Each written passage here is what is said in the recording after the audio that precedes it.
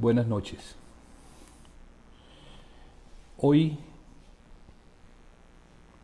como nos hemos propuesto, seguiremos con el tema relacionado con la venida del Señor Jesucristo. Desde ya hace algunos días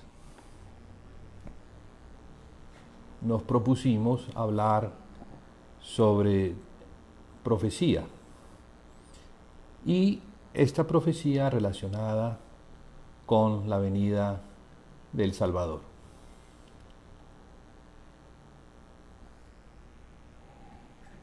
En relación a eso, quisiera decir que en el principio Dios dio una profecía sobre el tiempo del fin. Génesis 3:15 nos revela que Dios pondría enemistad entre la serpiente y la mujer, y entre su simiente y la simiente de la mujer. También está escrito allí que la simiente de la mujer pondría la cabeza de la serpiente bajo sus pies y la serpiente mordería el calcañar del hijo de la mujer. Tenemos entonces que esta enemistad que ha ocasionado las guerras es con el fin de dar a conocer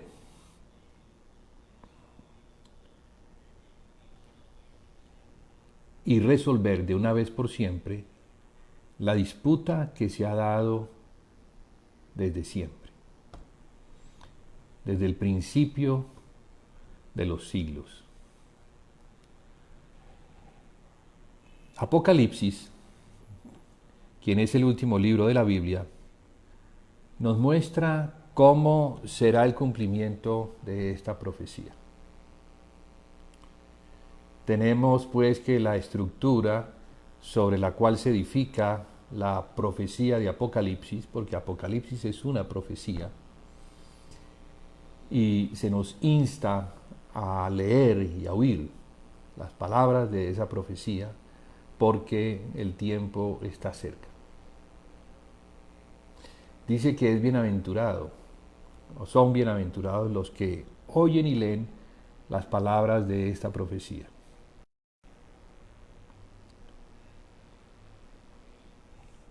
Entonces, la estructura sobre la cual se edifica la profecía de Apocalipsis es para que podamos ver cómo será la victoria de la simiente de la mujer. ¿Quién es el nuevo hombre? Y digo nuevo hombre porque el viejo hombre, que es el que pecó, Adán y Eva, un hombre corporativo, fue descalificado para cumplir con los propósitos para los cuales Dios lo puso en el jardín. Por eso Dios, necesitando de un nuevo hombre, el cual es Cristo, logra por medio de él y con los que están en él cumplir o dar cumplimiento a esta profecía.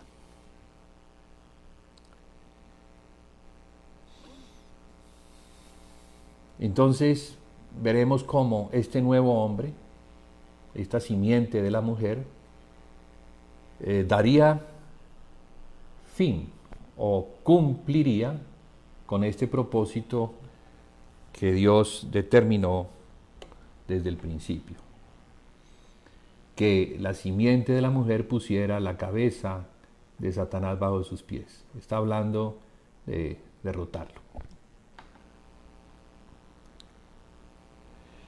En Apocalipsis, esta serpiente, que es llamada antigua, es el dragón de 7 cabezas y de 10 cuernos, quien también se llama Diablo y Satanás.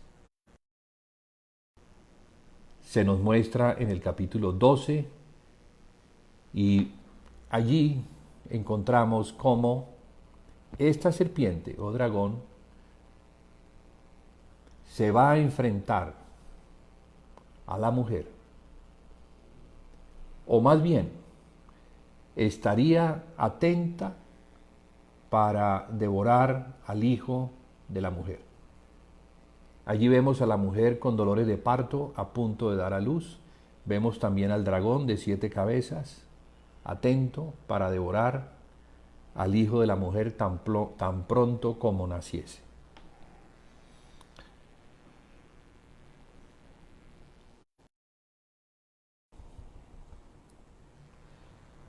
Este dragón escarlata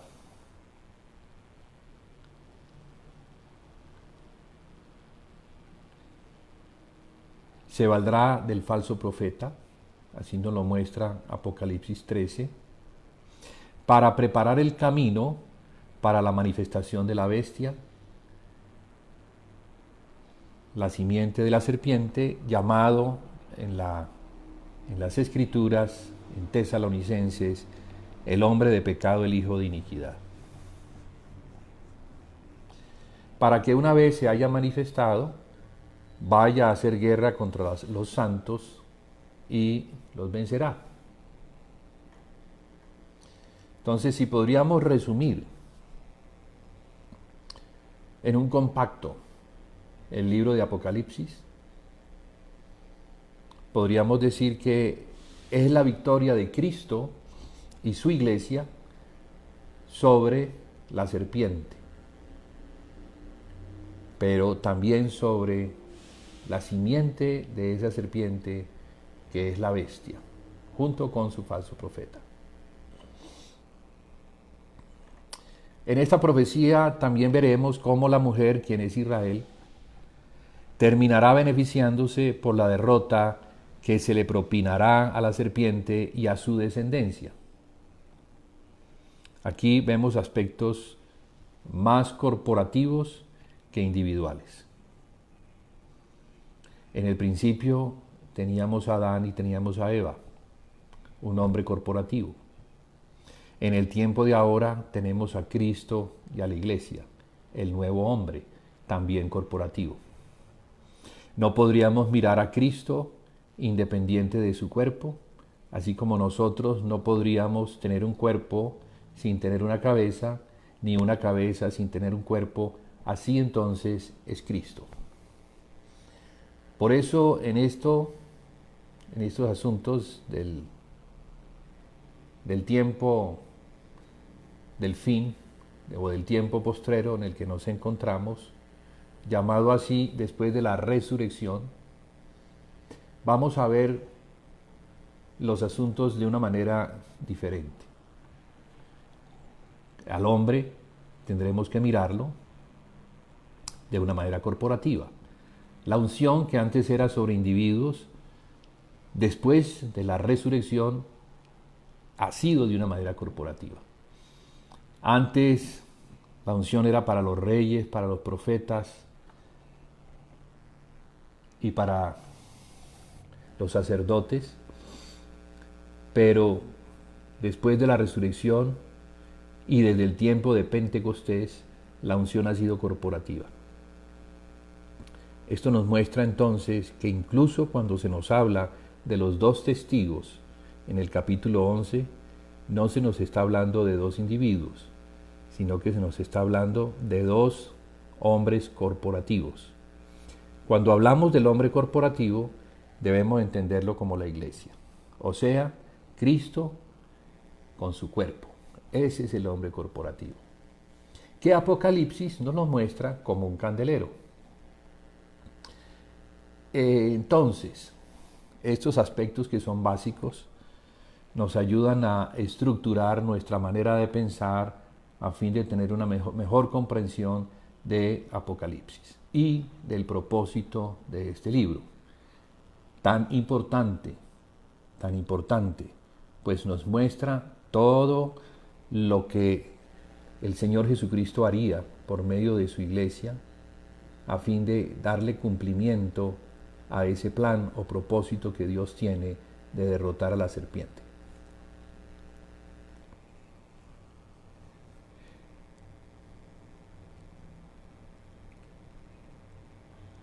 Decía que en esta profecía, Apocalipsis, veríamos cómo la mujer, quien es Israel, terminará beneficiándose por la derrota que se le propinará a la serpiente y a su descendencia, la bestia y el falso profeta, los cuales han aprisionado a la mujer, esto es a Israel, bajo las cadenas del engaño religioso.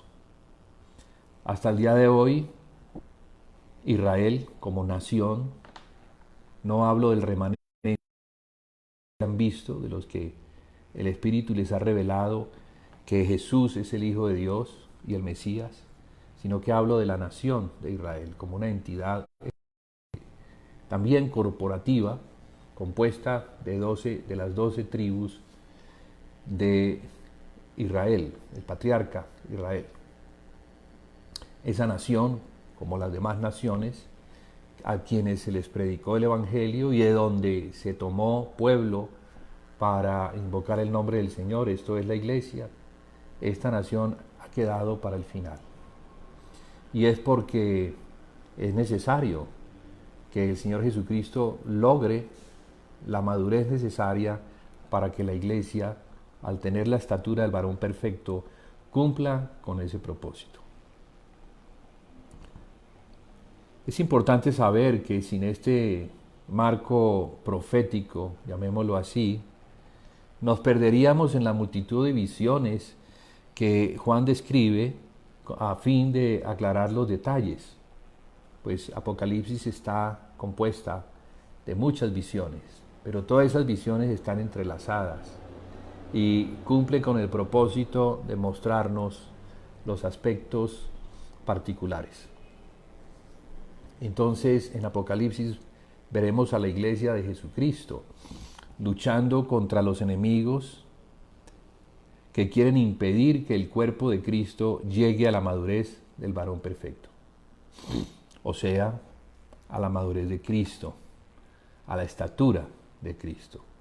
Es necesario que la iglesia madure. Sin embargo, lo que podemos ver en Apocalipsis, que no solamente nos muestra la historia, sino el presente y también el futuro, es que la iglesia en su mayoría se encuentra en un estado de inmadurez. Esto es, sin entendimiento o de apostasía. Quiere decir que perdió completamente el norte, perdió la línea por donde ella debería continuar a fin de avanzar en el crecimiento y en ese crecimiento llegar entonces a la madurez plena. Porque esta madurez es la que le permitirá tener autoridad sobre Satanás, quien tiene un reino con principados, con potestades, con gobernadores de las tinieblas, con huestes espirituales de maldad en las regiones celestes, a las cuales hay que conocer a fin de no ignorar sus maquinaciones.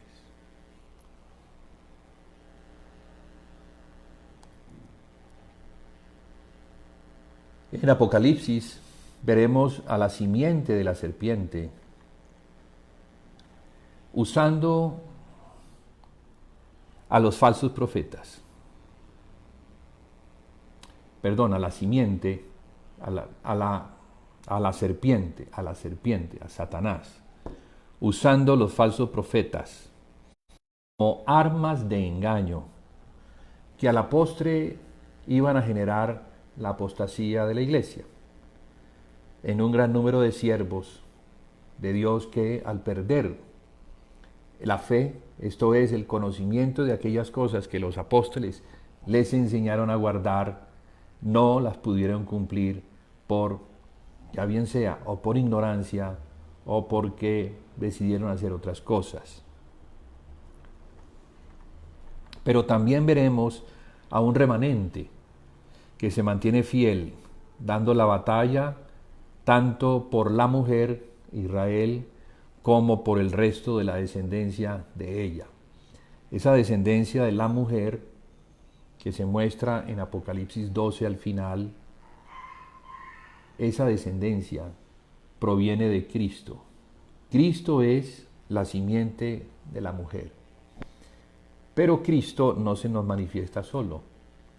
Se nos manifiesta con una compañera, con una ayuda idónea, con un cuerpo que es la iglesia.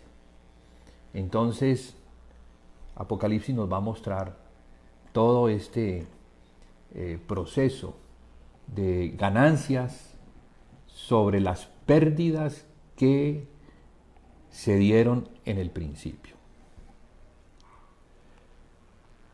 Vemos entonces que Apocalipsis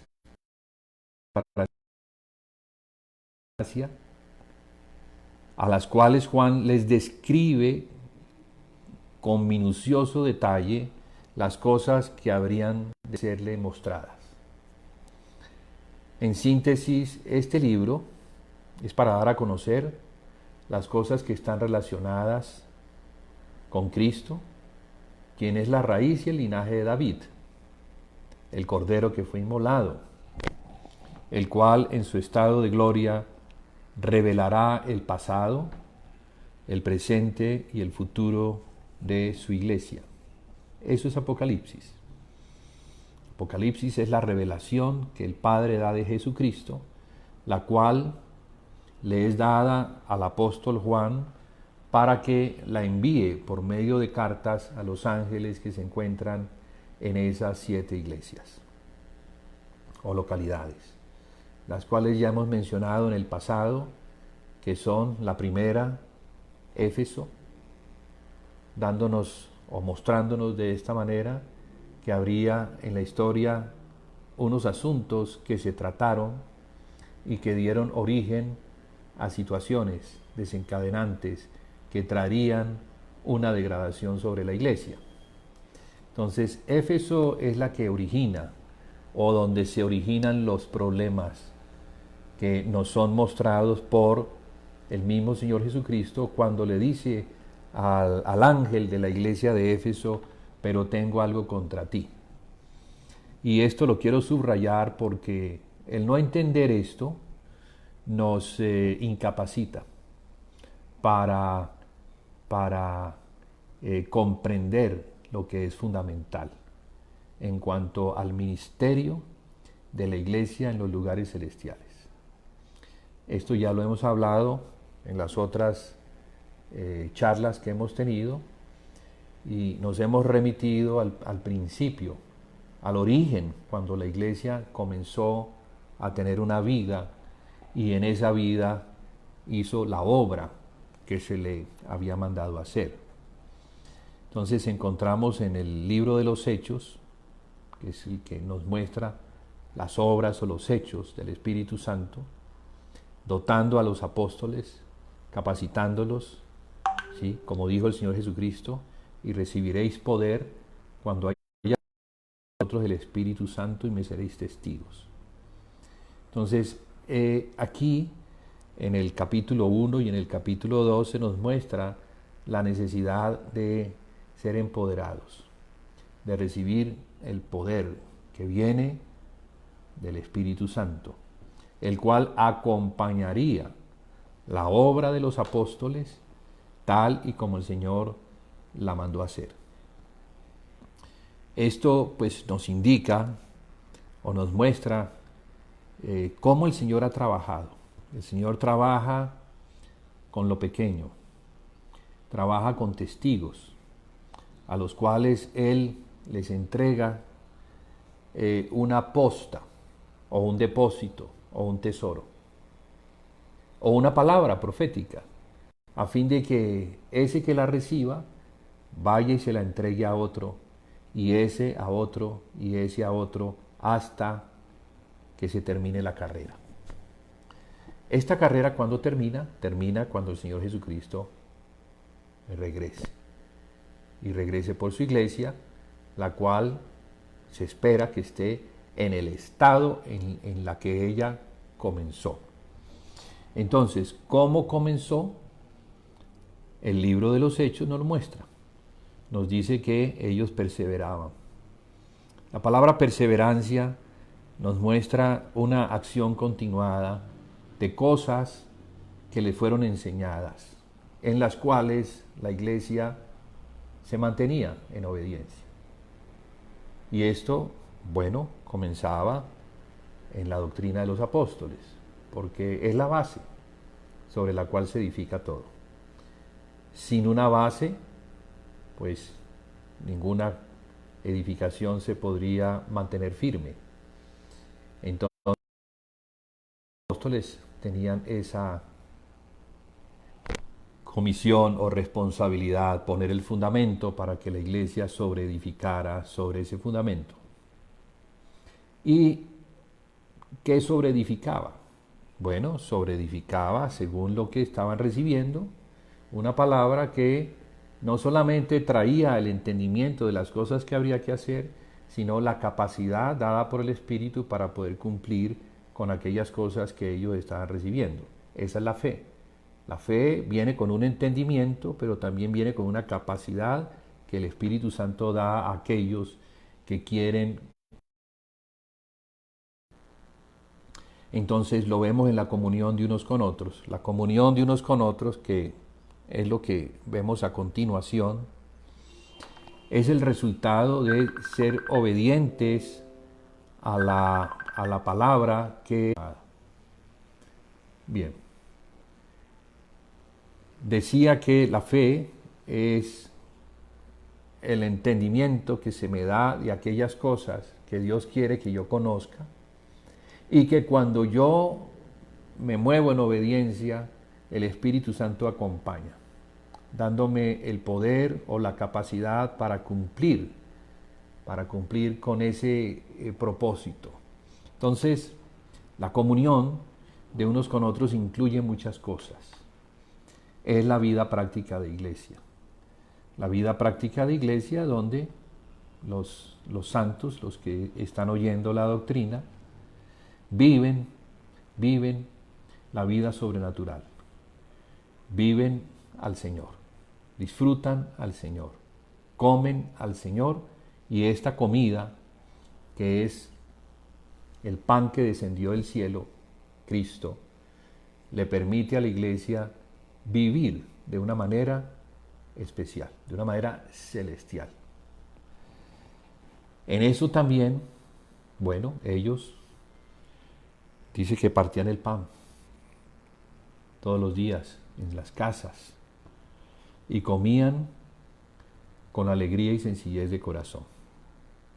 Nos muestra la familia, nos muestra la mesa, nos muestra la mesa de la comunión, nos muestra al Padre junto al Hijo y con sus otros hijos, los santos que han sido redimidos y bendecidos para tener una comunión con el Padre y con el Hijo y con todos los que son de Él. Tenemos entonces que eso está acompañado de las peticiones, la intercesión, las oraciones, y así entonces tenemos una iglesia gloriosa, una iglesia que cumple con las ordenanzas o mandamientos que el Señor Jesús entregó a los apóstoles y les mandó a que les enseñaran a los discípulos a guardarlas, para que Él estuviera con ellos hasta el fin. Entonces, así tenemos un cuadro profético que nos muestra lo que la iglesia comenzó a hacer al principio y que debiera mantener hasta el tiempo del fin.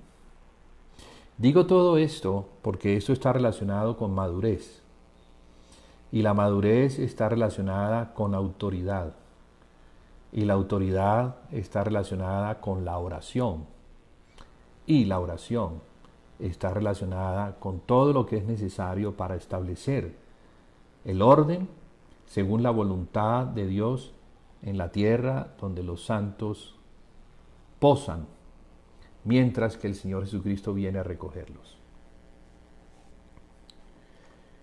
Tenemos pues que Apocalipsis está compuesto de una serie de visiones que comienzan, podríamos decir que una primera visión es la que le permite a Juan el, el, el poder entrar por una puerta que da lugar a otras visiones.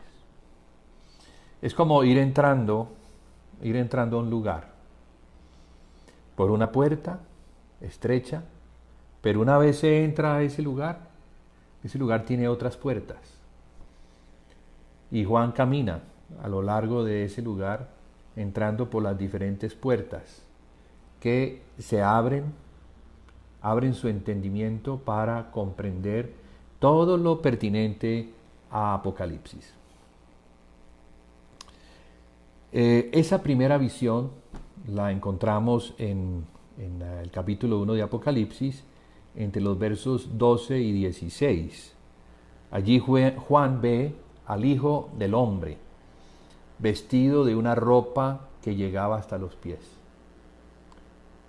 y estaba ceñido por el pecho con un cinto de oro.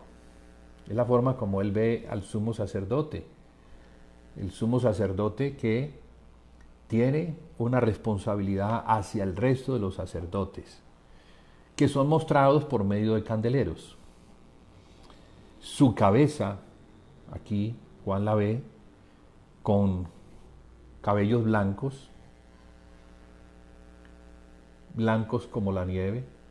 De esa manera Juan entiende la madurez del Señor, la madurez de ese sumo sacerdote.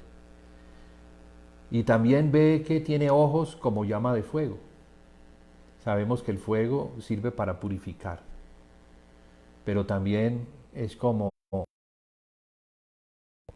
se le hace o se le permite ver a Juan la capacidad que tiene el Señor de escudriñar cada rincón de la iglesia. No se le escapa nada al sumo sacerdote.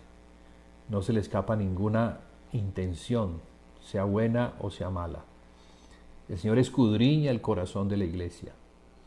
Y lo que no encuentra bien, ya bien sea porque no se esté haciendo bien o porque los motivos por los cuales se hace no son correctos, entonces ahí está Él para señalar a fin de que se corrija lo que se está haciendo mal.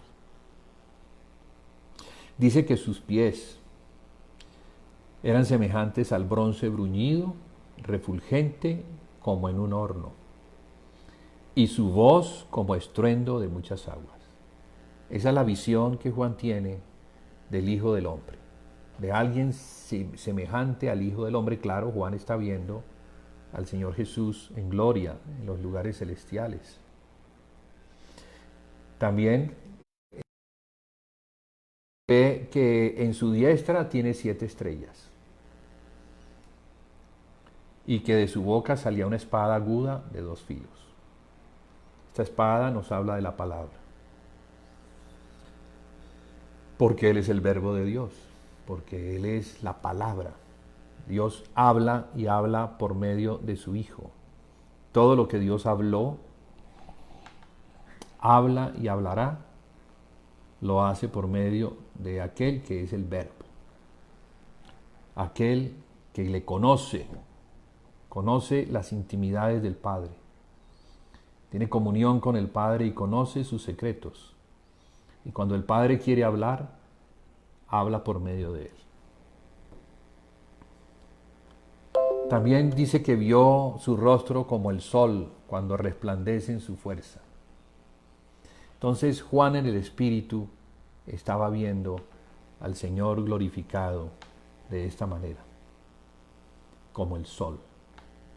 ¿Y cómo es el sol? Bueno, el sol es el que alumbra. El sol, cuando resplandece en todo su fulgor, no hay nada de tinieblas. Él es la luz verdadera. Él es la luz que alumbra a todo hombre. Y esa luz es la que muestra en los hombres el estado en el que se encuentran. Juan, que también habla en el capítulo 3, dice que el Señor Jesús no vino para condenar, sino que vino para salvar. Pero también muestra cuál es la condenación. y dice que la condenación es que la luz vino al mundo, pero los hombres amaron más las tinieblas que la luz porque sus obras eran malas. Esto pues es tremendo, porque el Señor nos salva y nos salva de nosotros mismos. Quiere esto decir que nosotros no sabemos en qué estado nos encontramos. Necesitamos que el Señor Jesús nos examine, que nos escudriñe y que revele la condición en la que estamos. Pero dice que en este Evangelio de Juan, el capítulo 3, que no quisieron ir a la luz para que sus obras no fueran reprendidas. Bien, la iglesia que está en su fulgor, la iglesia que está en gloria, la iglesia que ha alcanzado madurez o que está caminando hacia la madurez, es aquella iglesia que reconoce la necesidad permanente de un arrepentimiento, esto es, de un cambio de mente, de parecer. Cuando el Señor escudriña una área de nuestra vida, Él espera que esa haya sido ya revelada, expuesta, entonces no volvamos sobre ese camino, que nos regresemos de esa forma de obrar y obremos conforme al mandamiento. De esa forma entonces, o de esa manera, podemos ir caminando de gloria en gloria. Podemos ir avanzando en el conocimiento del Hijo de Dios. Porque ese conocimiento no es de tipo intelectual. Este conocimiento es conforme a la revelación o a la luz que nos va llegando en la medida en que nos vamos arrepintiendo. Entonces hay que pagar un precio. Y el precio es el precio de nuestra propia vida. Como el apóstol Pablo lo decía, y lo decía de acuerdo a como Jesús también lo había enseñado. Pablo decía que con Cristo estaba juntamente crucificado y ya no vivía él, sino que Cristo era el que vivía en él. Mire lo que Pablo entiende. Pablo entiende que para que Cristo viviera en él, la vida, lo que consideramos más precioso, que es nuestra propia vida, tenía que ceder a la voluntad de Cristo. Si nosotros escogemos nuestra vida por encima de la vida del Señor, entonces la vamos a perder. Vamos a perder nuestra alma. Cuando se habla de la vida, se está hablando desde la vida del alma. Porque está la vida del espíritu, que es la vida Zoe, que es una vida sobrenatural. Pero está la vida psique, que es la vida del alma, la cual nos pertenece. Es la manera como pensamos, como sentimos y también como decidimos, conforme a al derecho, ¿no?, que se nos ha dado de decidir en libertad, porque tenemos libertad para decidir o para coger hacia lo que es la voluntad de Dios o coger hacia lo que consideramos nuestra voluntad.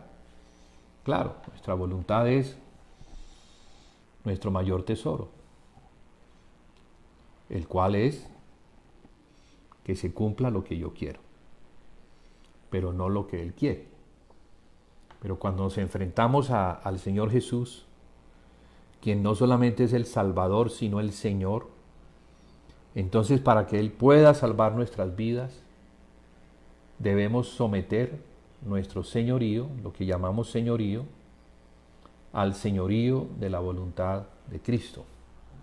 Se hará entonces como Cristo también lo hizo, sometió su voluntad a la voluntad del Padre. Ahora nos corresponde a nosotros someter nuestra voluntad, nuestro deseo, nuestras maneras de pensar, nuestros pensamientos religiosos, si los podemos llamar así, interpretaciones que le damos a las Escrituras, y que nos llevan a tener prácticas religiosas, o queremos conocer la verdadera fe, la que el Señor Jesucristo enseñó y la que mandó a que se enseñara a guardar. Porque de eso dependerá entonces que la iglesia sea lo que el Señor quiere que sea, una iglesia pura, sin mancha, sin arruga, una iglesia que no se contaminó con el mundo, que no escogió irse para Babilonia, donde están los ídolos y donde está todo el sistema que reina sobre este mundo bajo la potestad de Satanás. Otra cosa que Juan vio cuando se le es mostrada esta visión es que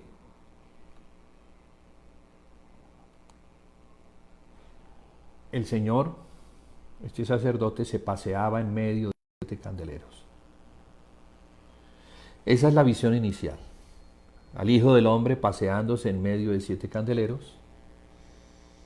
Ve por revelación mostrado en ese lugar a donde fue llevado él en el Espíritu a este sacerdote con 7 estrellas y 7 candeleros, los cuales él pasea. Entonces, esta visión es la que le permite, cuando Juan está contemplando al Hijo del Hombre, cuando está contemplando al Señor Jesucristo allí en los lugares celestiales, se comienzan a abrir otras visiones. Él comienza a ver todo el significado que hay en las estrellas, que son los ángeles de las iglesias, a quienes se les comisiona el dar a conocer lo que el Señor Jesucristo les da a conocer, pero también ve los candeleros, que son las iglesias locales. Allí entonces, cuando Juan se pregunta cuál es el misterio de las estrellas y de los candeleros, el ángel le responde que ese misterio son, o es, las estrellas son los 7 ángeles y los candeleros son las 7 iglesias. De allí entonces, cuando él entiende lo que tiene que ver con las iglesias, que el Señor tiene que ver con estas iglesias de Apocalipsis, las preguntas que le sobrevienen tienen respuestas en las visiones.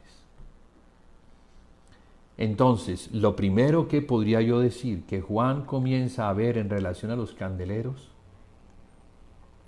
es la gloria de Cristo dada a conocer a cada una de estas iglesias. Y podría yo decir, bueno, que para Éfeso, Cristo es el que tiene las 7 estrellas en su diestra, pero también es el que anda en medio de los 7 candeleros de oro. ¿Por qué para Éfeso el Señor se quiere revelar de esta manera? Recordemos que Éfeso es la primera de las iglesias. Y como la primera de las iglesias, podríamos decir que es la que tiene la responsabilidad hacia el resto, históricamente hablando, de dar a conocer lo que le está siendo mostrado. Y aquí la revelación es que el Señor Jesús es el que tiene las estrellas en su mano. No hay nadie que pueda decir que es el Señor de los ángeles de las iglesias. Las estrellas en su mano significan el señorío, la protección, el que se mantiene en su mano no puede ser tomado por nadie. Entonces esto nos muestra el señorío de Cristo no solamente sobre los ángeles, o sea los mensajeros, pero también sobre las iglesias. Él es el Señor de la iglesia, tanto la iglesia universal como la iglesia local. Él es la cabeza de la iglesia. Y la iglesia es su cuerpo, la plenitud de aquel, esto es de la cabeza, que todo lo llena en todo. Recordamos que a Éfeso es a quien se le dice: tengo algo contra ti, que has dejado tu primer amor. Entonces pareciera ser que este ángel que se encuentra en la mano del Señor está haciendo cosas para el Señor, pero ya no está obedeciendo conforme a lo que se le mandó a hacer en el principio. Por eso se le manda a recordar de dónde ha caído y a regresar a hacer las primeras obras. Eso es algo que nos puede acontecer. De hecho, es lo normal o lo común. No normal, es anormal que estemos en desobediencia, pero es lo común. Y es que el Señor nos manda a hacer algo y luego lo vamos cambiando. Y lo vamos cambiando ¿por qué? Por oír la voz de otros que se van metiendo y que nos van dando instrucciones, no conforme a la primera instrucción, sino instrucciones a fin de que nos vayamos desviando. Allí entonces tenemos a la voz de la serpiente, que ha sido la enemiga permanente de la mujer. Entendamos que esta mujer, que no solamente es Israel, sino que también la podemos ver como la iglesia, la mujer de Cristo, la que está en compromiso, la que se debe preparar, la que debe saber que Cristo, como el novio que se fue y prometió regresar, ella debe mantener la fe que le fue dada. Y no solamente eso, sino que debe prepararse para el regreso del novio, a fin de ser encontrada pura, no impura, y con un vestido sin mancha y sin arruga, o sea, blanco, como debe ser el vestido de una novia, y sin mancha, porque se puede manchar, y con arruga, porque igual no tuvo cuidado, sino que fue insensata en su comportamiento, en su cuidado para la venida del novio. Y ese estaba siendo ya el problema de la iglesia de Éfeso, que había olvidado, o había cambiado más bien, porque olvidado no. El Señor le manda a recordar de dónde había caído.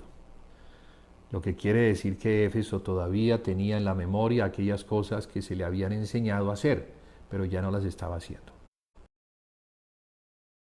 El Señor se presenta aquí y esta luz que trae el Señor es para rescatar a la iglesia de esa condición. Para la iglesia de Esmirna, el Señor se presenta. Recordemos que la iglesia de Esmirna es aquella iglesia que está en tribulación, en pobreza, porque en esa tribulación la iglesia fue perseguida, a los siervos del Señor los despojaron de sus pertenencias. En la historia de la iglesia, estos 10 días representan los 10 tiempos en los que los emperadores, los césares, persiguieron a la iglesia. Y el objetivo de estos emperadores, que en este tiempo eran el instrumento de Satanás, era el de afligir a la iglesia hasta hacerla perder la fe, y si fuera posible destruirla. Entonces muchos de los que se encontraban en ese estado de persecución, donde eran llevados a la cárcel y donde eran obligados a renunciar a Cristo, a renunciar a la fe, a decir que Jesucristo no era el Hijo de Dios. Muchos de ellos, por salvar sus vidas, negaron al Señor. Entonces el Señor tiene que presentársele a esta iglesia para darle fe. Y por eso se presenta como el primero y el postrero, el que estuvo muerto y vivió. Es necesario que nosotros entendamos que al Señor Jesucristo también lo tomaron, también lo despojaron, lo desnudaron y lo mataron injustamente. Pero no se defendió. ¿Por qué? Porque él tenía plena confianza en su Padre, dejó en su Padre la venganza, no en él, y confió en que, según las Escrituras, él iba a resucitar al tercer día. Entonces, cuando tenemos esta confianza de que la muerte no es la muerte, sino que después de esa muerte, según lo que se nos ha prometido, hay una resurrección, entonces aquellos que se encuentran en tribulación pueden soportarla sin negar el nombre del Señor. ¿Por qué? Porque si el Señor también pasó por estas, pero resucitó y fue glorificado, también la iglesia. Entonces, fijémonos cómo el Señor se presenta y cómo la revelación que obtenemos de Él nos eleva la fe. Así entonces, para la iglesia de Pérgamo, el Señor se presenta como el que tiene la espada aguda de dos filos. ¿Qué estaba pasando en Pérgamo? En Pérgamo, que viene a ser la tercera iglesia, y en la historia, según los estudiosos de la profecía y de la escatología en este tema en particular, Pérgamo representa la iglesia imperial. Esto es la iglesia que los emperadores, después de su conversión, invitaron a la iglesia a cogobernar juntamente con ellos. Allí entonces se está dando un casamiento, pero no un casamiento con el Señor, que es el que está en los cielos y ha prometido regresar. Él no ha regresado. Quizás entonces, como el Señor tardaba en venir por el engaño de la serpiente, la iglesia pensó que sí podía hacer alianzas con el mundo, y entonces esa alianza le pareció bien, porque imagínense, cogobernar. Pero este es un asunto terrenal, este es un engaño, ¿no? Porque la iglesia cogobierna, pero en los lugares celestiales. La posición de la iglesia es celestial, no es terrenal.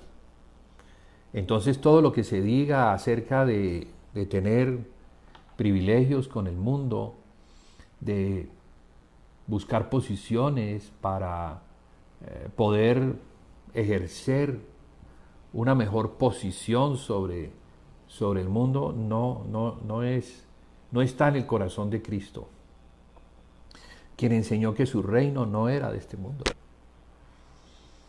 A él lo quisieron hacer rey, pero no se dejó, porque no había llegado su hora. Entonces, la hora de la iglesia para reinar juntamente con Cristo no ha llegado aún.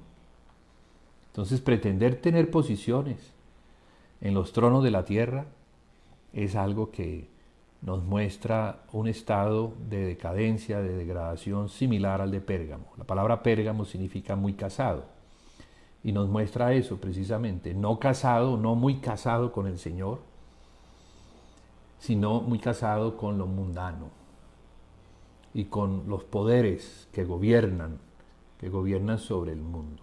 Entonces, ese tiempo nos muestra a una iglesia que más o menos va desde el año 312, 313, principios, hasta el año 475, 476, cuando el Imperio Romano de Occidente cae en las manos de los bárbaros. Allí termina este régimen imperial de los Césares, que mientras que mantuvieron la corona, reinaron. Pero en ese transcurso, en ese periodo, del 312 al 475, unos 130 años, la iglesia, o a la iglesia, los césares fueron cediéndole los poderes terrenales. Uno de los poderes o condición que tenía el César era el de ser el padre del imperio, el pater o papa. Eso ellos consideraron que no les correspondía, estamos hablando de condiciones terrenales, ¿no? Y que le correspondía entonces dárselo al obispo de Roma, el cual tomó ese título de papa. Y el otro título que mantenía el César era el del sumo pontífice. Sumo pontífice habla de puente, porque ese era el hombre, como sumo sacerdote, que tenía la facultad de conectar todas las cosas religiosas, de conectarse con los dioses.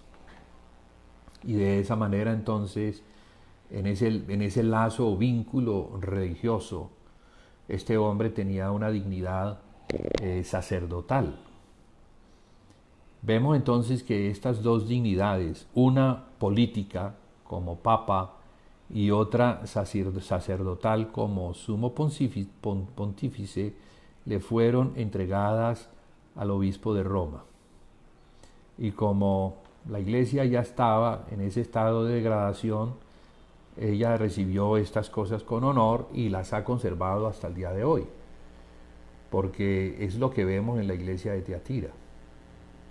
La iglesia de Tiatira ya es un periodo diferente que va más o menos desde el año 475, desde el momento en que acaba el Imperio Romano y ya se entra en otra era, que es lo que se llama el oscurantismo o el medioevo.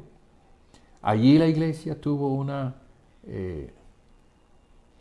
importancia y relevancia sobre todas las cosas fundamental, pero no para lo bueno, sino para lo malo, porque las mayores atrocidades se dieron en ese tiempo y también las mayores oscuridades llegaron en ese periodo.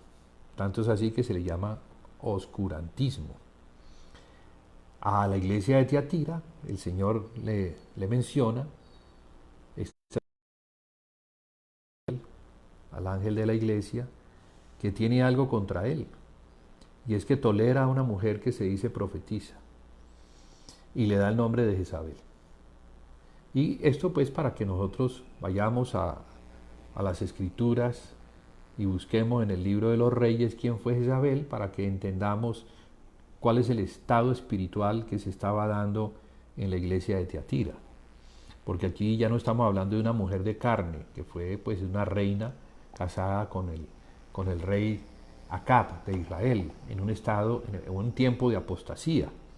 Entonces aquí se habla de apostasía y señala pues que la iglesia de Tiatira también está en el mismo estado, permitiendo que quien enseñe a estas cosas relacionadas con la idolatría, con la fornicación y con el comer de cosas sacrificadas a los ídolos, nos muestren un estado espiritual, al cual el Señor le llama las profundidades de Satanás.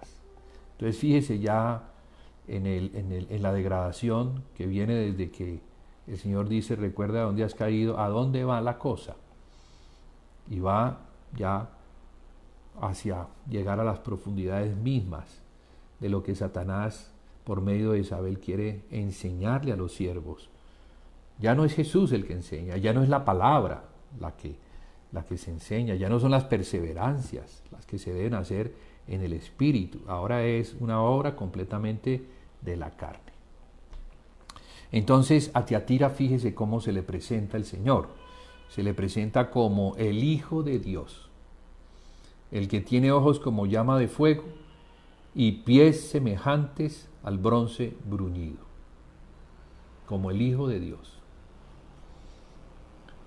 ¿Por qué se enseña en Tiatira? ¿Qué es lo que se enseña? ¿Por qué allí se enseña que la roca sobre la cual se edifica la iglesia es Pedro?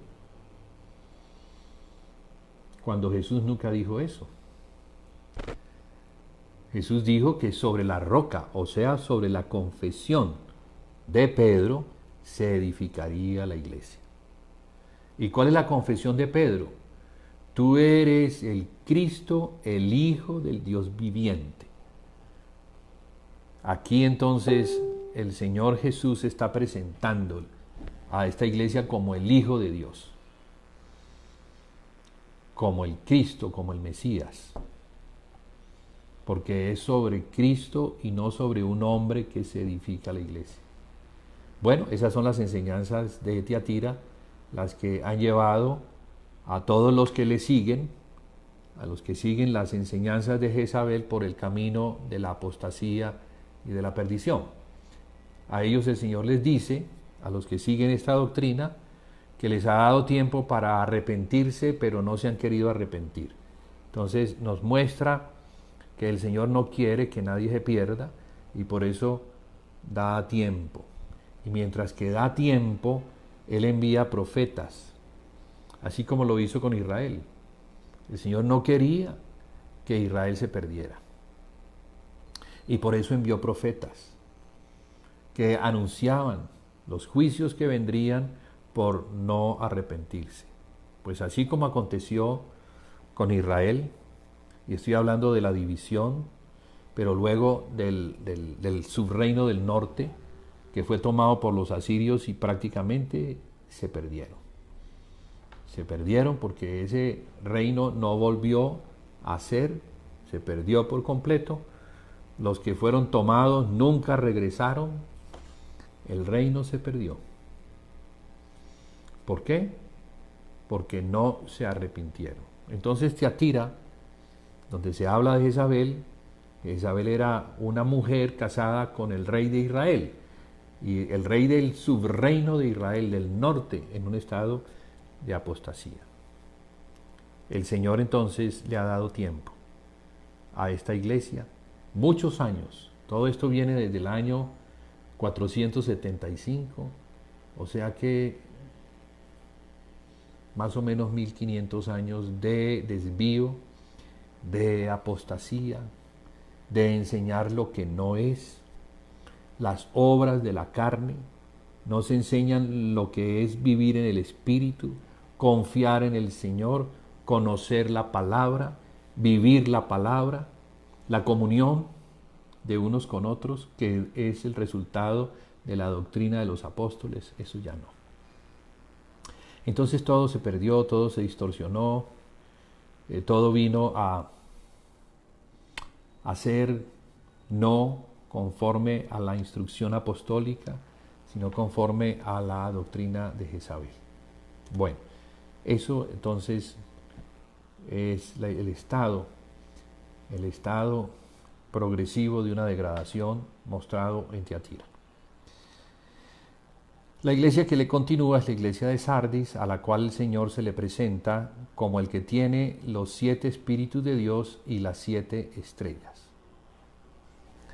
¿Sardis quién es? Sardis es la quinta de las iglesias y viene a continuación de Tiatira y se nos muestra como la iglesia en la historia que representa a aquellos que salieron de Tiatira. Porque en la historia conocemos que más o menos a principios del siglo XVI, de 1500, un monje católico que comienza a leer las Escrituras y por lo cual le viene la luz, se da cuenta de las cosas que se están enseñando, las cosas que enseña Jezabel, pues, en Tiatira. Y por eso entonces escribe 95 denuncias en forma de protesta. Y allí el nombre que se le da a aquellos que siguen a Martín Lutero, los protestantes. Porque están protestando, hay que saber de qué es lo que se protesta. Se protesta contra la herejía, se protesta contra la enseñanza de Jezabel. Ese valiente que es Martín Lutero, en la historia, Dios lo usó para sacar a la iglesia, o sacar un remanente, no a la iglesia, porque la iglesia continuó, pero sí sacar un remanente y llevarlos a la luz. Una luz que sabemos que es progresiva y que comienza con el lucero de la mañana, pues al vencedor de Tiatira se le dice que se le dará el lucero de la mañana. Ese lucero de la mañana nos habla de comenzar a despuntar el día. No es la luz completa, es el despunte del día, el amanecer.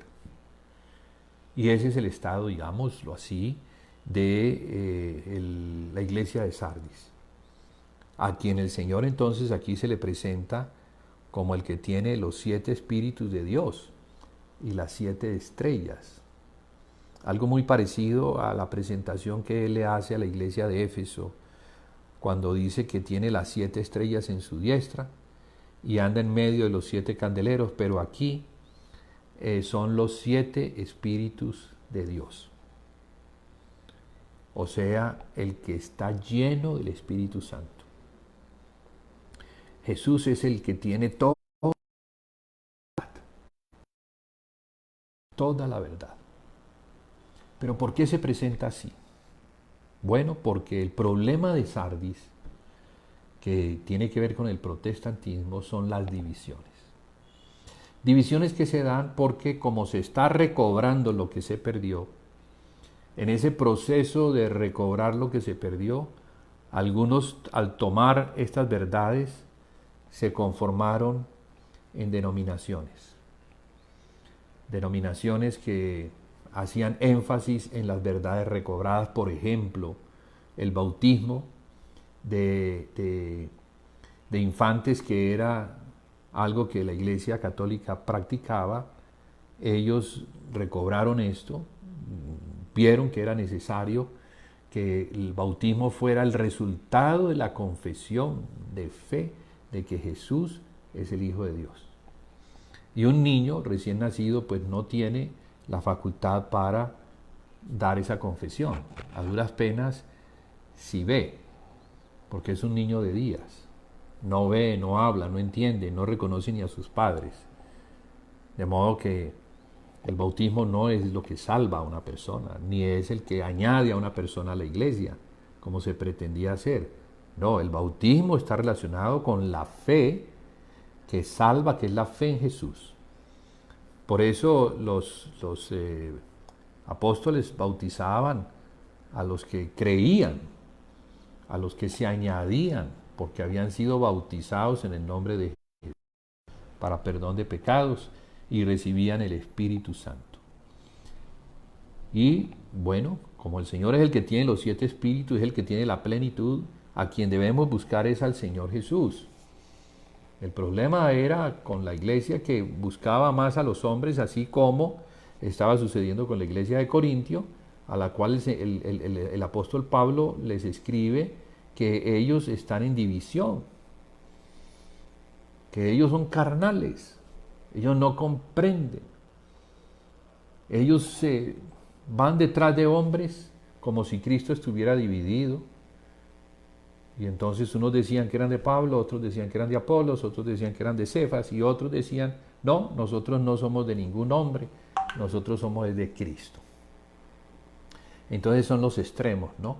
Los que siguen a los hombres y los que no siguen a los hombres, sino que siguen a Cristo. ¿Cuál sería el centro?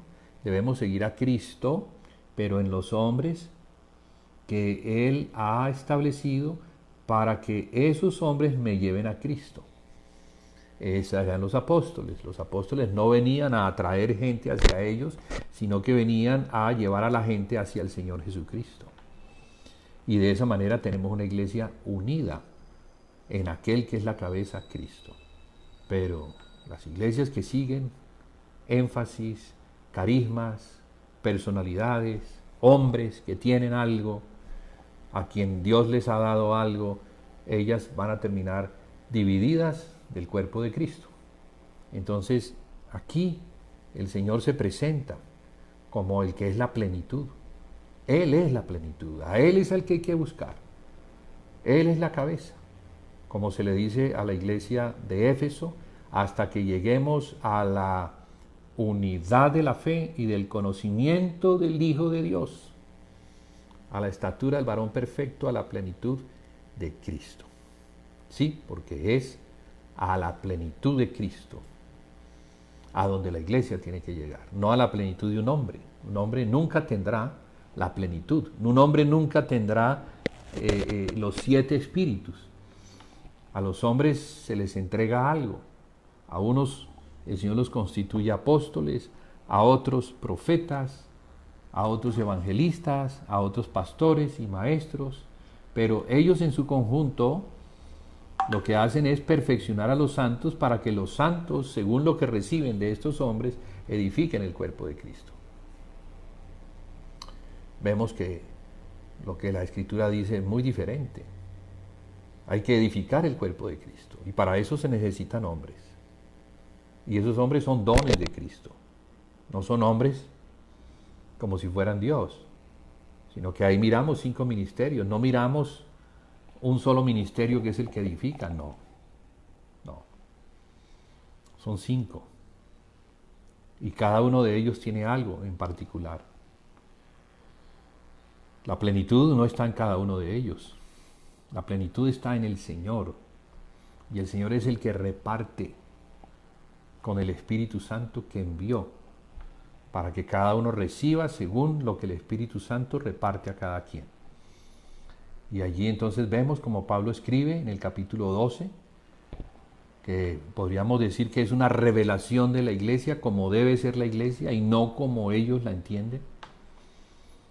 Y allí entonces el apóstol les está mostrando que la iglesia es un cuerpo, está comparada con un cuerpo que tiene muchos miembros, donde cada miembro tiene algo en particular, y ese particular es lo que recibe del Espíritu Santo.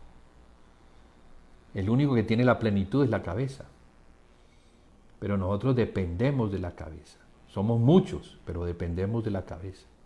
Y cuando esto no es así, entonces va a haber esas separaciones. A Filadelfia, la sexta iglesia y la que está en medio de dos, en medio de Sardis y en medio de la Odisea. El Señor quiso ponerlas así. Quiso poner a Filadelfia no para el final, tampoco para el principio, pero casi al final, porque en la historia esto muestra que después de la degradación que comenzaría en la iglesia posapostólica, en el tiempo de Juan ya estaba la iglesia en ese estado. O sea, estamos hablando de casi 2000 años. Muchos años, muchos siglos. Mucho tiempo para entrar en el terreno de la pérdida de la fe, la cual se fue diluyendo poco a poco. Y en lugar comenzaron a entrar otras doctrinas, que eran las doctrinas de Jezabel, pero acompañadas por la doctrina de Balaam y la doctrina de los Nicolaitas, que son las doctrinas que dan base para que Jezabel entre y haga su trabajo mortal, no de vida, sino de muerte. Entonces Filadelfia nos queda allí como una iglesia muy importante por lo que el Señor le muestra a ella. Y es que a ella se le revela como el santo, el verdadero, el que tiene la llave de David, el que abre y ninguno cierra, y cierra y ninguno abre. ¿Qué significa entonces esta llave de David?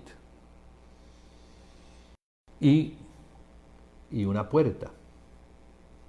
Puede tener varios significados. Bueno, las puertas sirven para entrar y para salir.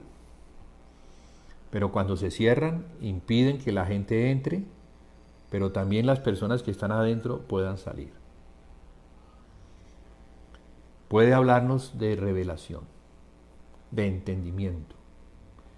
Y yo creo que esta es una puerta que muestra eso, muestra para la iglesia de Filadelfia una iglesia entendida en las cosas del Señor, en los misterios. La Biblia dice que los apóstoles son los administradores de los misterios de Cristo. Y los dieron a conocer. Entre ellos varios misterios, el misterio de Cristo, el misterio de la iglesia, el misterio de los candeleros, el misterio de las estrellas, el misterio de la bestia que surge del mar, el misterio del falso profeta. Todos estos son misterios que le fueron dados a Juan y Juan los escribió. El misterio de la mujer que está en los lugares celestiales y un dragón, el misterio del dragón que quiere devorar al hijo de la mujer.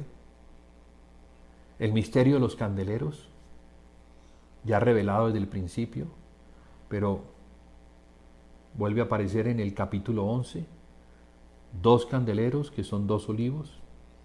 ¿Qué significará? Misterios. El misterio de la mujer, de Apocalipsis 17. ¿Qué significa esa mujer que tiene en su frente un nombre? Y el nombre es Babilonia, misterio religioso. El misterio de la bestia que la trae. ¿Y cómo se va revelando ese misterio?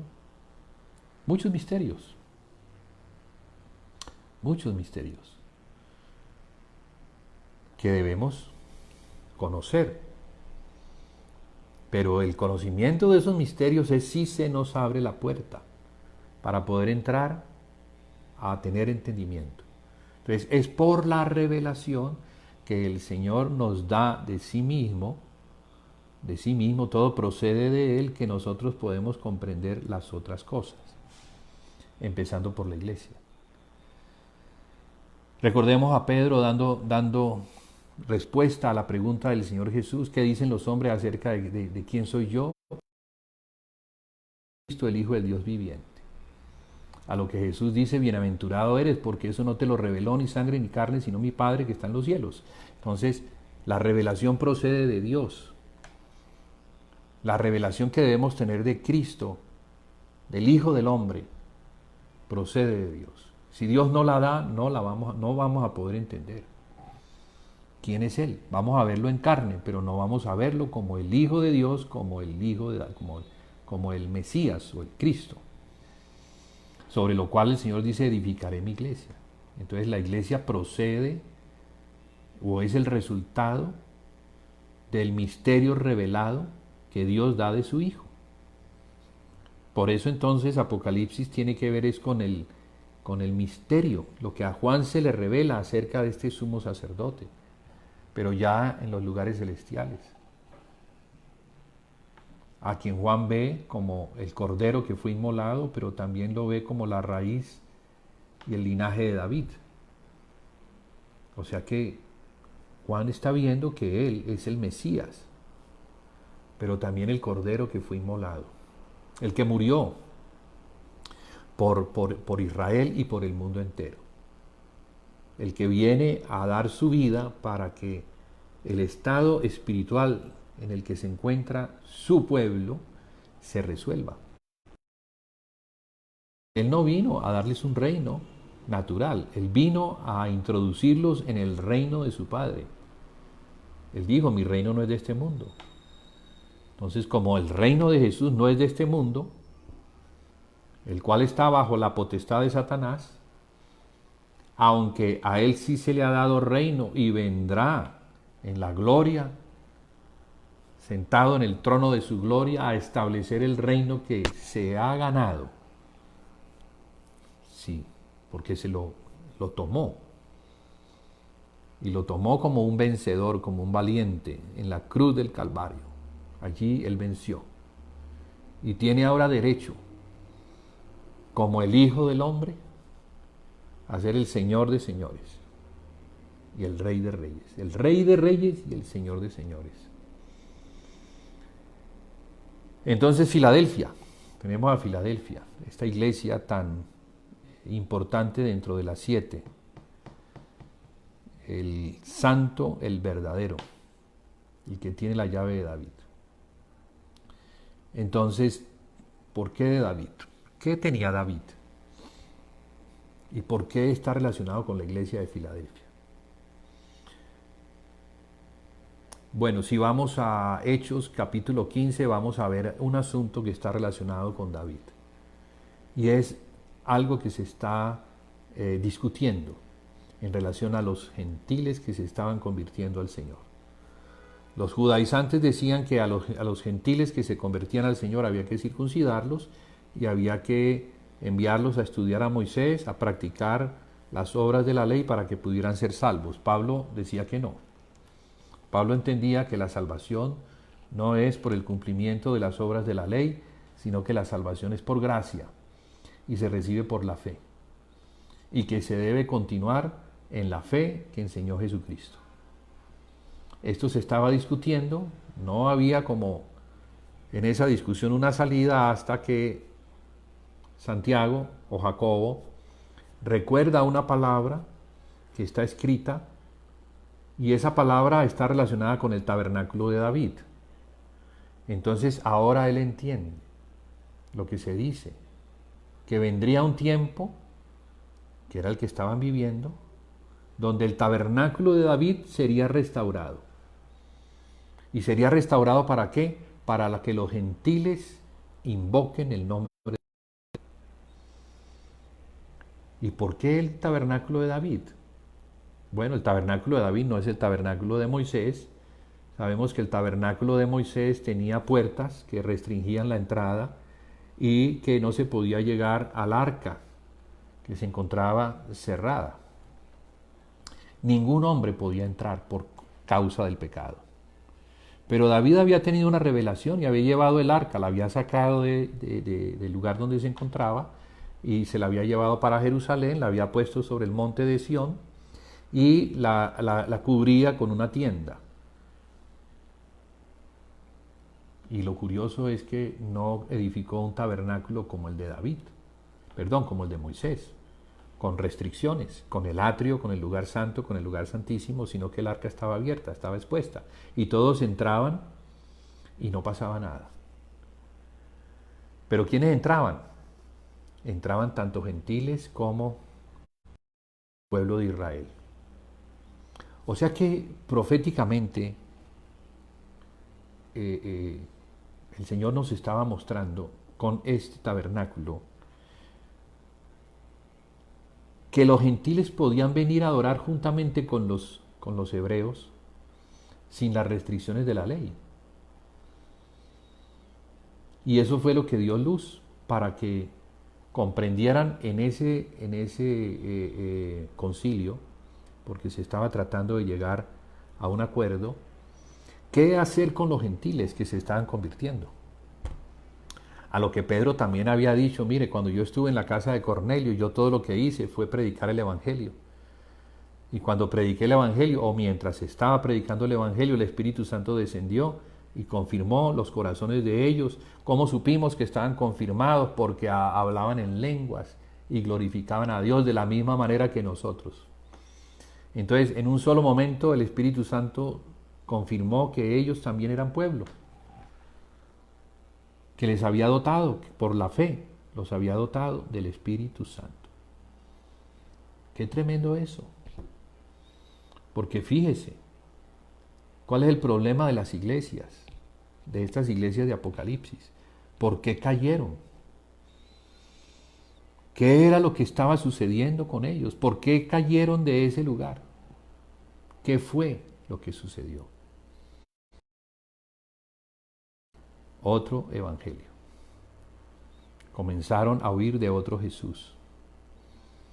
Comenzaron a poner la confianza en las obras de la carne y no en las obras del Espíritu. No en lo que el Espíritu hacía y confirmaba por medio de la fe, sino la iglesia se convirtió en algo profesional, que aprendía a hacer las cosas de una manera natural y las repetía de una manera natural, lo cual no implicaba el que necesitaran de fe, para confiar en lo que el Señor había dicho y poner entonces nuestra confianza en los resultados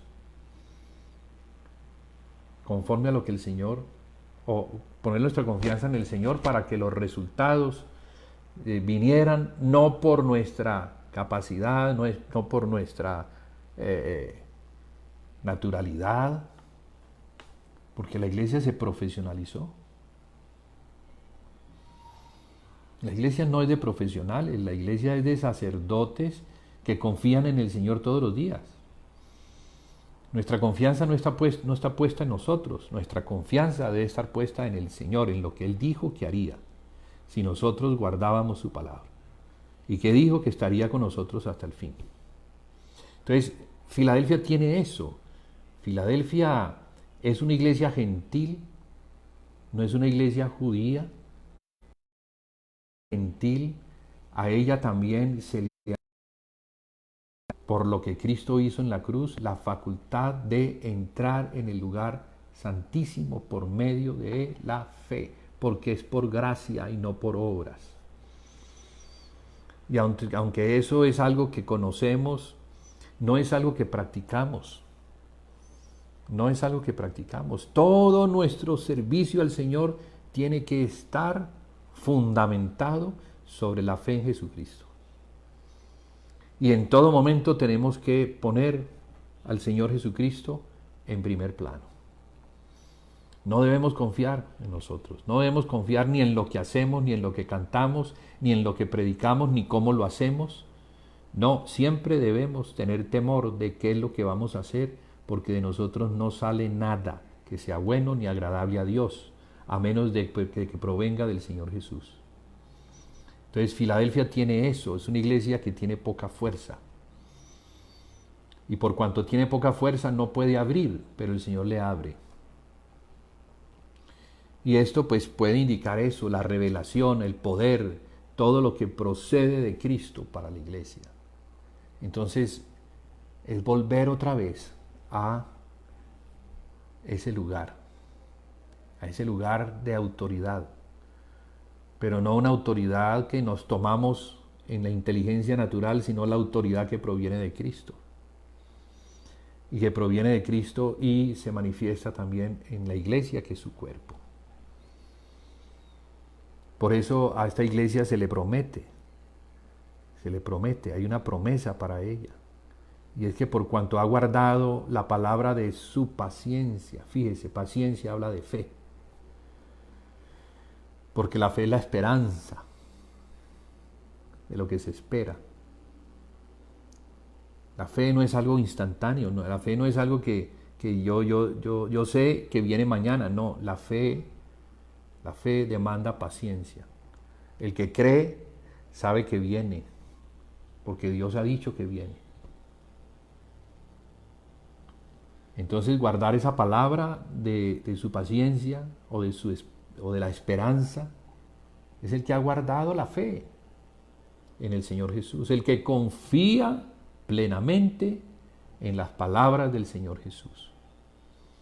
No tiene problema, no se cansa de esperar, como le pasó a la iglesia de Pérgamo, que por cuanto el Señor no venía, entonces tal vez dijo, no, es que esto de que venía, como que no. Han pasado muchos años y no ha vuelto. Entonces, dejó de confiar. Mas no, nosotros confiamos. Nosotros confiamos en el Señor. Debemos confiar. La iglesia de Filadelfia tiene esa característica que la distingue. Confía. Guarda su palabra y no niega su nombre. Eso es lo que la caracteriza. Entonces, por eso Él se revela como el santo y el verdadero que trae la verdad y que trae la santidad y que muestra la necesidad que la iglesia tiene tanto de eso, pero que procede desde Él, no procede del hombre, como si el hombre pudiera hacer algo que agradara a Dios. No, no.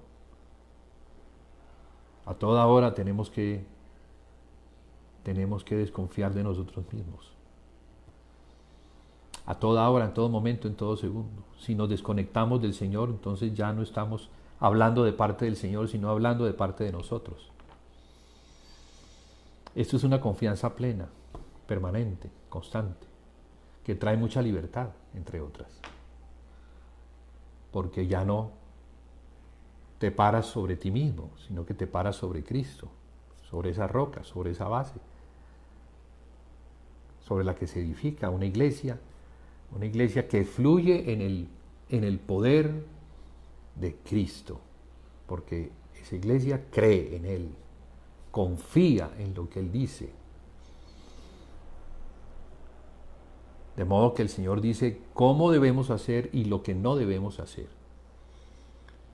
En el Evangelio de Mateo, en capítulo 7, el Señor está hablando sobre todo lo que se debe hacer. Es reconocido como el Sermón del Monte o la Constitución del Reino.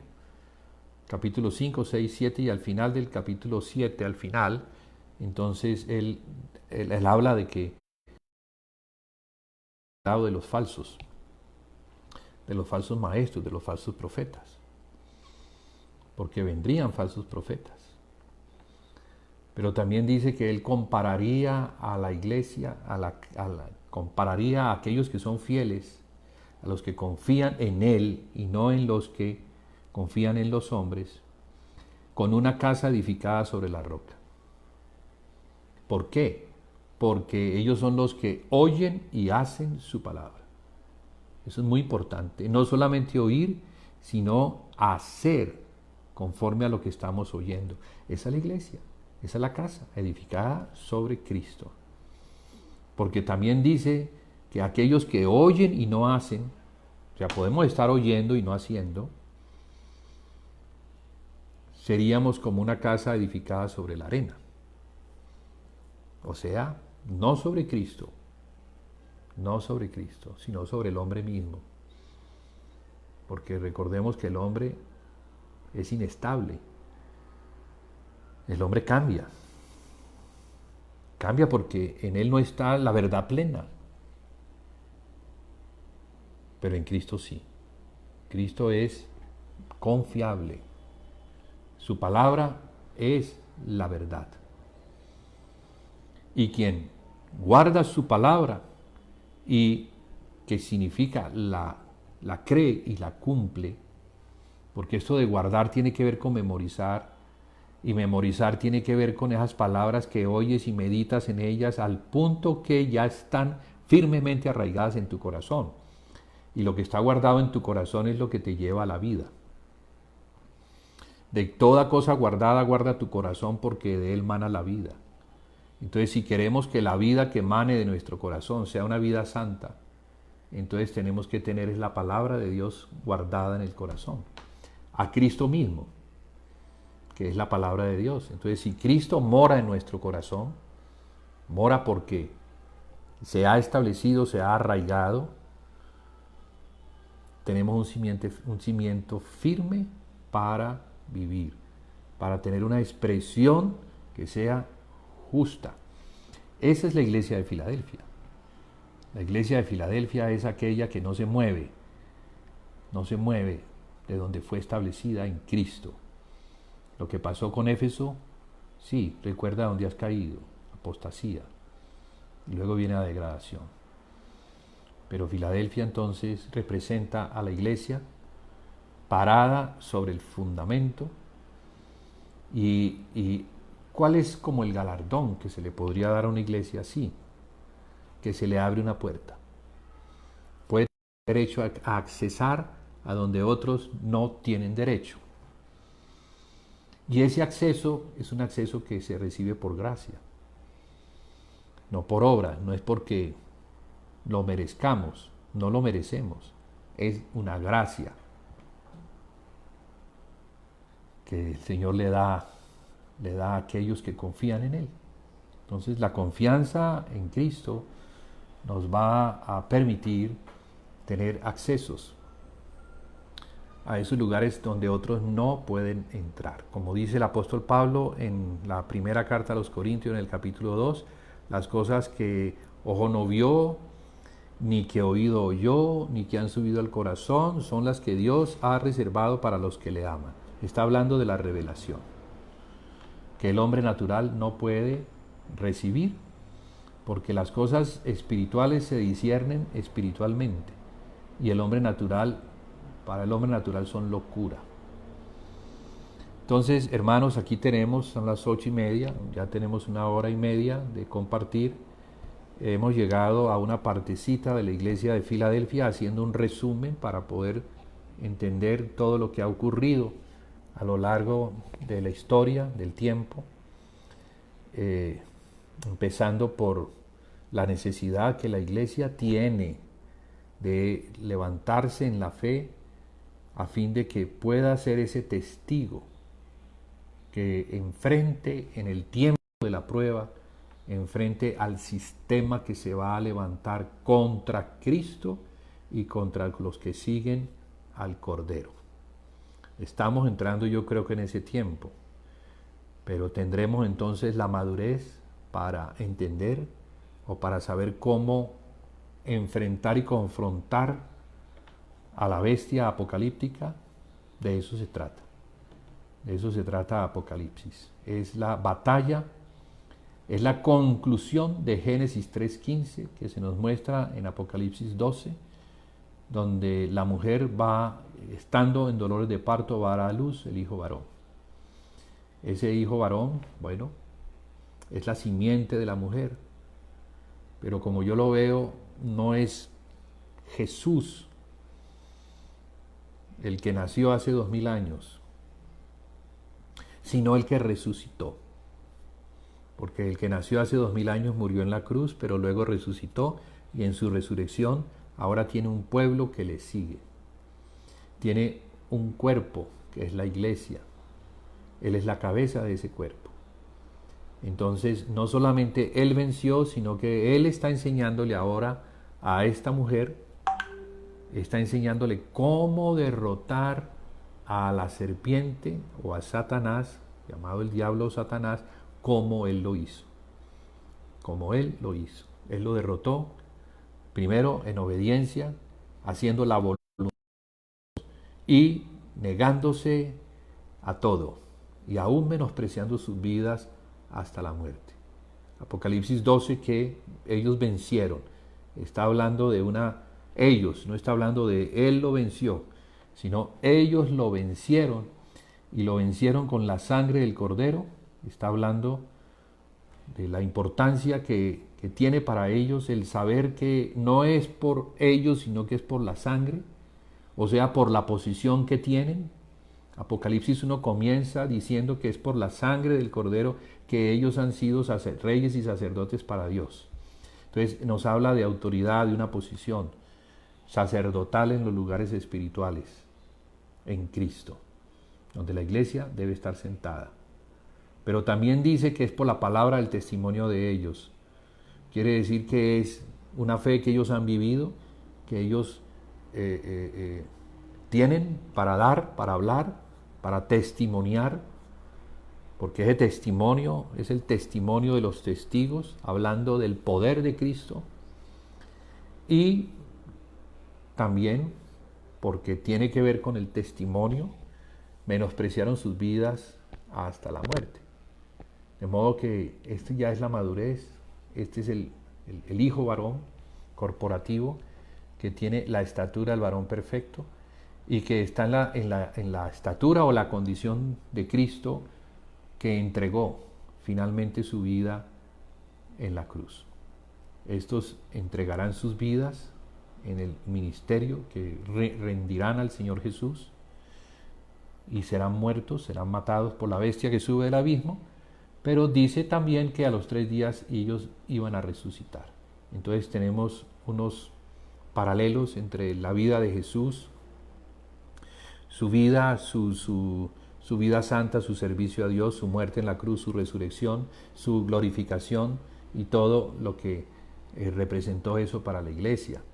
También de la misma manera la iglesia tendrá esa oportunidad de servir al Señor durante 3 años y medio, equivalentes a 1260 días, y de la misma manera que el Señor vino a confrontar a los poderes demoníacos que estaban en los religiosos, asimismo entonces estos harán en el tiempo del fin.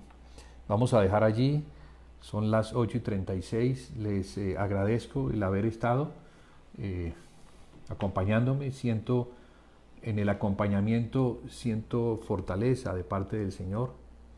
Les encomiendo al Señor, a la palabra, oro para que esta palabra no regrese vacía, sino que pueda ser recibida en el corazón, guardada, meditemos en ella y esperemos para que el fruto prometido de la semilla que se siembra viene con poder y con vida.